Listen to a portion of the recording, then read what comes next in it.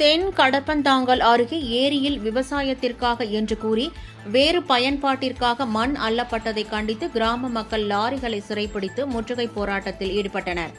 ராணிப்பேட்டை மாவட்டம் தென் கடப்பந்தங்கல் ஊராட்சிக்கு உட்பட்ட புலிதாங்கல் கிராம பகுதியில் உள்ள ஏரியிலிருந்து கடந்த 10 நாட்களாக விவசாய பயன்பாட்டிற்கு மண் எடுப்பதாக கூறி நாளொன்றுக்கு 100க்கும் மேற்பட்ட லோடுகள் லாரிகள் மூலம் எடுத்துச் செல்லப்படுகின்றன.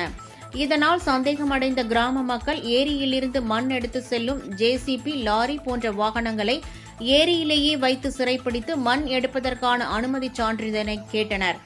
அதற்கு மண் அள்ளியவர்கள் மறுப்பு தெரிவித்ததால் ஆத்திரமடைந்த கிராம மக்கள் அனுமதியின்றி ஏரியிலிருந்து மண் கடத்தப்படுவதாக அதிகாரிகளுக்கு தகவல் தெரிவித்தனர்.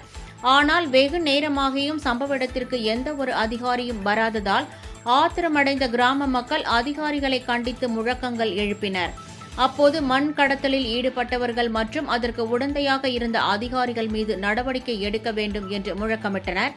மேலும் இந்த விவகாரத்தில் மாவட்ட ஆட்சியர் தலையிட்டு உரிய நடவடிக்கை எடுக்க வேண்டும் என்று கிராம மக்கள் கோரிக்கை விடுத்தனர்.